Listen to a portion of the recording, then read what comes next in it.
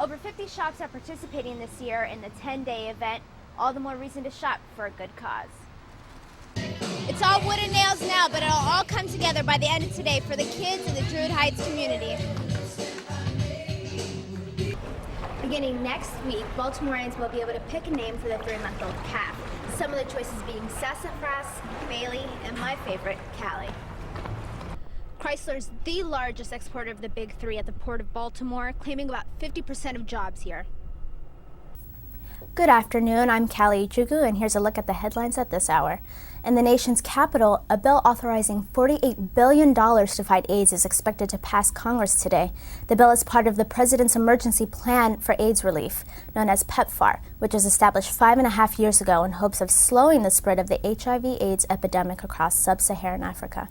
Overseas, at least 29 people were killed and 88 wounded when a series of small explosions hit the western Indian city of Ahmedabad on Saturday, a top official said. Narendra Modi, the chief minister of Gujarat state, where Ahmedabad is located, said at least 16 bombs went off Saturday evening in several local neighborhoods of the busy city.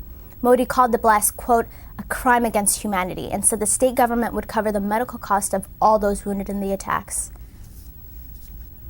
And finally, some good news, especially for diabetics. Researchers working on an artificial pancreas believe they are just a few years away from nearly a carefree way for people with diabetes to monitor blood and inject insulin as needed.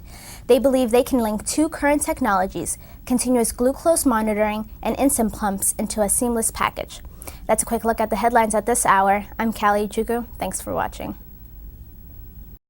Hi, I'm Kallie Ejigu, and this is The Benchmark. I think I felt as gratified as I ever had been working for the president, and it's been some time now, at the end of the lame duck session that just ended. And really seeing the work that OFA did and the work that Democrats did broadly and the work that the White House did to pass just so many historic pieces of legislation. The START Treaty, Don't Ask, Don't Tell, to be able to extend unemployment benefits for 13 months. Just to see all of those things come together was incredibly gratifying. And then actually, I'll say this, going back to the difficult question, I think the difficult question, frankly, the difficult piece of the job is, I have such faith in the president as a man and a leader, and such a loyalty to him, that, you know, at times it's hard to see some of the unfair criticism that gets lobbed against him. And it's hard to sort of brush that off and not let it affect you, but it's just something that you have to do. So, a lot of Ethiopians here in America are very leery of politics, whether it be because of experiences back home or their own beliefs here. What's been the family reception to your political pursuits? The big statement everyone made was not again, never again, never again. And like you said, I mean, it happened in Darfur. Why is this mistake something that Africans, do you think, that we're not learning from? What is it that we can't overcome or learn? Right. Conflict is bound to happen anywhere. It's just that when it does take place and the government or leadership in power becomes the instrument with which becomes the tool to decimate a certain group of people because of their ethnicity, because of whatever background they have, or because of their location. I think the onus is now on the international community. You got in a little bit of hot water back in January for your reaction to the release of how about $2,000 a month is spent on lease payments coming from Mayor Vince Gray and Council Chairman Kwame Brown. They're Lincoln Navigators.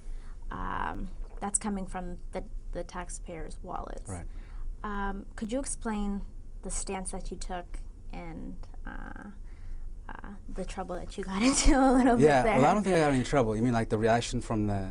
well, yeah, the counter reaction. I mean, I think a lot of people were like, who is he to kind of... Yeah, I think the comments to that story, I thought they were mostly positive. There were a couple of guys like, who's this guy? But as it turns out, I was well ahead of the curve. Because that's part of the scandalous thing that's going on right now that I referred to earlier. So that was back when the story broke by a reporter and no one else commented on it except me. So you said that the World Health Organization had developed The this SAFE scheme, strategy, right? yeah. But that it hasn't been working, or It's actually been working. I think it's been successful, but I think it's still a lot of Exactly. in a lot of rural places it's being implemented still. So, Right. and I know that's one of our mentors at Hopkins, Dr. Sheila West. She does enormous Tons work of work in in this Ethiopia, area. Tanzania, relating to that. So.